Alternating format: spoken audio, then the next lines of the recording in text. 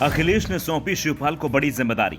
BJP के गढ़ में साइकिल चलाएंगे शिवपाल। शिवपाल के एक्टिव होते ही दिखने लगा असर। पश्चिम से लेकर पूर्व तक बीजेपी की मुश्किलें बढ़ाएंगे शिवपाल। शिवपाल यादव को अखिलेश यादव ने भले ही अभी तक पार्टी का कोई भी पद ना दिया हो और ऐसा कोई ऐलान भी ना किया हो जिससे शिवपाल समर्थकों को एहसास हो कि चाचा को क्या काम सपा चीफ सौंप रहे हैं, लेकिन शिवपाल ने अपना काम शुरू कर दिया है। दूसरी ओर शिवपाल ऐलान कर चुके हैं कि उन्हें पद मिले या ना मिले, उस सपा को मजबूत बनाने के लिए काम करेंगे। उनके लिए अब कोई पद मायने नहीं रखता है। मायने है कि अब जिंदगी भर वो सपा नहीं छोड़ेंगे, सपा के होकर ही रहेंगे। अखिलेश ने भले ही अभी जिम्मेदारी नहीं दी हो, लेकिन शिवपाल पार्टी की जिम्मेदारी उठाने लगे हैं। इटावा, मैनपुरी, फिरोजाबाद, कन्नौज, बदायूं, कानपुर में तो सपा को पहले ही मजबूत माना जाता रहा है। जाटलैंड में सपा को आरएलडी का सहारा मिला हुआ है। परेशानी पूर्वांचल को लेकर आ रही है, क्योंकि अखिलेश यादव ने पूर्वांचल की जितनी भी क्षेत्रीय पार्टियों से गठबंधन किए थे, अब वो सभी सपा से दूर जा चुकी हैं। आजमगढ़ को सपा का सबसे मजबूत किला माना जाता था, वो भी ढह चुका है। इसलिए शिवपाल ने भी पूर्वांचल में पार्टी को मजबूत करने की जिम्मेदारी उठा ली है। शिवपाल पार्टी के संगठन को मजबूत बनाने में जुट गए हैं। शिवपाल के संगठन क्षमता का परिचय मैनपुरी उपचुनाव में भी दिख चुका है। 2019 में शिवपाल यादव सपा खिलाफ फिरोजाबाद सीट से चुनाव लड़ रहे थे। मैनपुरी में मुलायम सपा के उम्मीदवार थे। बीएसपी का भी उन्हें समर्थन था। पहला चुनाव था जब मुलायम के चुनाव प्रचार की कमान शिवपाल के पास नहीं थी।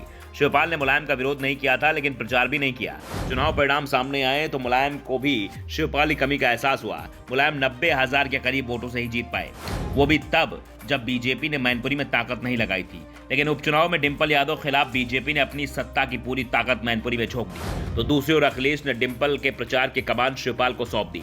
शिवपाल डिंपल के समर्थन में घर से निकले तो चुनाव परिणाम में इसकी झलक भी दिख गई। मुलायम की तुलना में डिंपल 3 गुने से ज्यादा वोटों से चुनाव जीती। बीजेपी के गढ़ में भी डिंपल ने लीड ली और अब शिवपाल बीजेपी के गढ़ पूर्वांचल में सपा को मजबूत करने के काम में जुट गए हैं। पूर्वांचल में गोरखपुर और वाराणसी जैसे जिले आते हैं, जहां से पीएम मोदी और यूपी के सीएम योगी आदित्यनाथ चुनाव लड़ते रहे हैं। ऐसे में अब शिवपाल ने बीजेपी को उसके ही गढ़ में घेरने की तैयारी शुरू कर दी है। शिवपाल यादव का अब ज्यादातर समय पूर्वांचल में ही बीत रहा है। कभी वो आजमगढ़ में होते हैं तो कभी प्रतापगढ़। योगी आदित्यनाथ के करीबी रघुराज प्रताप सिंह राजा भैया के गढ़ कुंडा में भी उन्होंने शक्ति प्रदर्शन किया। कुंडा में उन्होंने एक रैली भी की। इसकी तस्वीरें उन्होंने ट्विटर पर पोस्ट की हैं। तस्वीरों में शिवपाल यादव के साथ सपा नेता गुलशन यादव भी नजर आ रहे हैं, जो इस साल हुए विधानसभा चुनाव में राजा भैया खिलाफ चुनाव लड़े थे और पहली बार राजा भैया को चुनाव में जीतने में मुश्किल आ गई थी। गुलशन ने राजा भैया को जबरदस्त टक्कर दी थी। शिवपाल ने यहाँ प्रेस कॉन्फ्रेंस भी की और हर सवाल का खुलकर जवाब भी दिया, जिससे साफ हो गया कि अब वो सपा के लिए पूरी तरह से एक्टिव हो चुके हैं। दरअसल शुरुआत में पूर्वांचल सपा गढ़ होता था, लेकिन बाद में ये सपा यहाँ कमजोर हो गई। मोदी और योगी के सहारे बीजेपी ने यहाँ खुद को मजबूत बनाया। इसके बाद सपा कभी बीएसपी के साथ तो कभी छोटी पार्टियों के साथ गठबंधन कर स्थिति को बदलने की कोशिश में जुटी रही, लेकिन उसे कामयाबी नहीं मिली। लेकिन अब अखिलेश से मिले संकेतों के बाद शिवपाल यादव पूर्वांचल में एक बार फिर सपा को मजबूत बनाने में जुट गए हैं। Bureau report, the such India.